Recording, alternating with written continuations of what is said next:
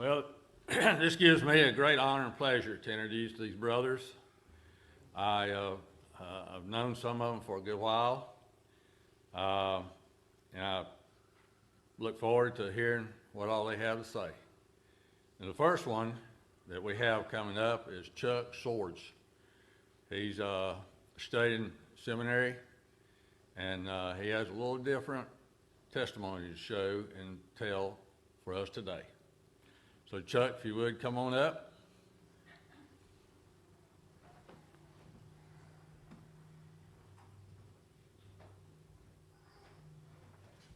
Thanks, brother.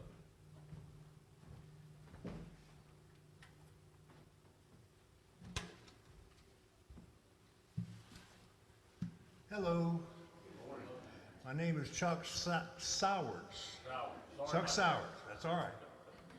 Most people mispronounce that. Just, it rhymes with cowards, all right? Get kind of nervous up here in front of people. But it's a privilege to share a word of testimony with you folks. I know the miraculous things that God has done in my life is undeniable. And I think most Christians have a common thread in their testimony. You've been forgiven and been delivered from the forces of darkness at work in your lives.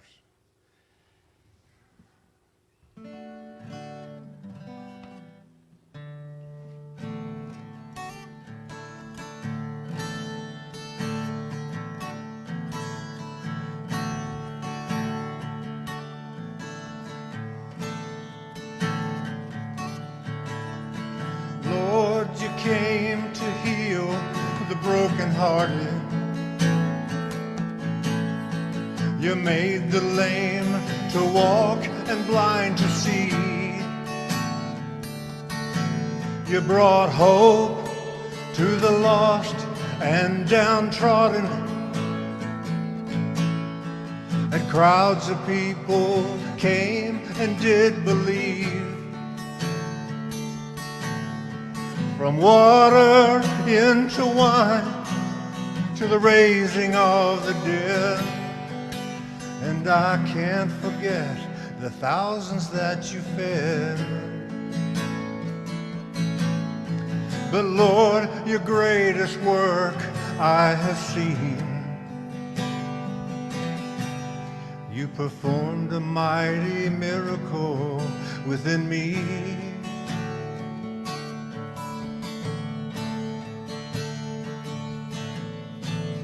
Lord, you spoke and calmed the angry waters. And in faith, Peter walked upon the sea. And with mercy, you forgave the sons and daughters. And those that once were bound were freed indeed. Amidst the darkness of my sin and the trouble in my mind, your gentle touch would heal the hurt inside. Lord, your greatest work I have seen. You performed a mighty miracle within me.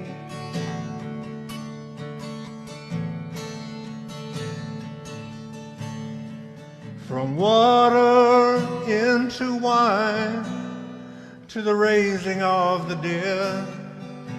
And I can't forget the thousands that you fed. But Lord, your greatest work I have seen. You performed a mighty miracle within me.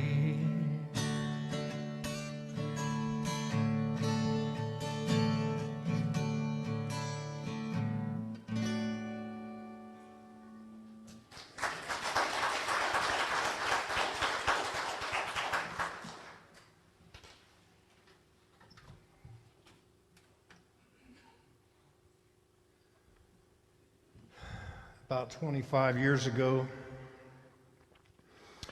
I was in a miserable shape, a miserable wretch. I'd went through a divorce. I'd become a drunk. I was in a backslidden state. I had failed everything that could possibly I could fail in my life. I failed. I failed as a child of God. I failed as a son. I failed as a father. I failed as a brother. I failed as a Christian. I failed as a musician. I failed at anything I had ever had my hand to. And I remember in my drunken state, I was at my lowest point, I think. But the Lord had mercy on me. I went through some troubles. I was reading the Bible this morning, and King David wrote these words.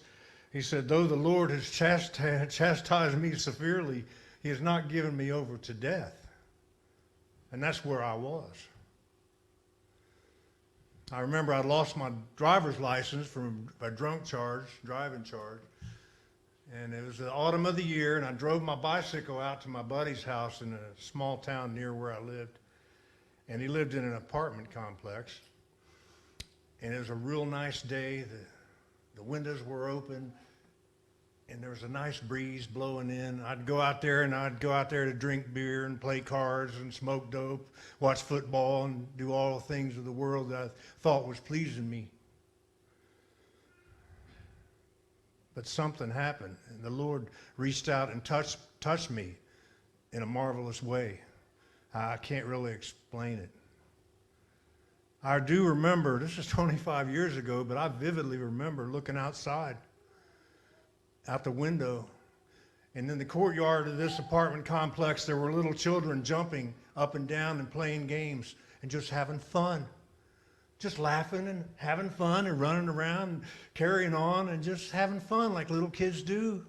And I remember bowing my head and just in my mind and in my heart just bowing my head and saying, Lord, will I ever have joy in my life again? And I was miserable. And it seemed like the heavens opened up and God touched me. And it scared me. I know it talks about in the Bible you could be given over to a reprobate mind at some point. I thought maybe God's this is saying, this is the last time I'm dealing with you, son. And I took it to heart. Later on that night, of my buddy whose apartment it was, I said, you don't happen to have a Bible, would you? And he looked at me funny. He said, yeah, I've got one around here somewhere. And he handed me a Bible. And I went into the guest room, and I started reading the Bible. And I started reading the Psalms. I started reading about King David and how he failed so miserably, but God had mercy on his soul. I do remember reading Psalm 1 over and over again, where it talks about the righteous being firmly planted.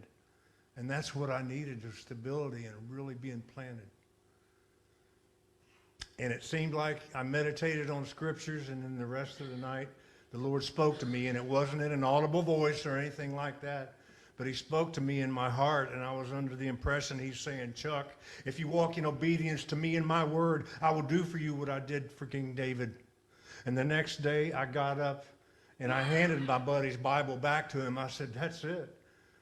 He was getting ready for work. I said, here, this is it. That's it. I'm giving my heart back to Jesus. And that week I went with some friends to a church, and when they gave an altar call, I got up and literally ran down to that altar. And I laid that burden down. And my life has not been the same. Just the very fact that it's been 25 years, I've not tasted an alcoholic beverage or smoked a joint, that's amazing. Only God could have delivered me. Just one marvelous time 25 years ago is all it took. But you know what? If the Lord's dealing with you, don't delay. But that's all I had to say. Sorry, I hope I didn't take too long. But God is merciful to me, a sinner, and only the love of Jesus could have set me free.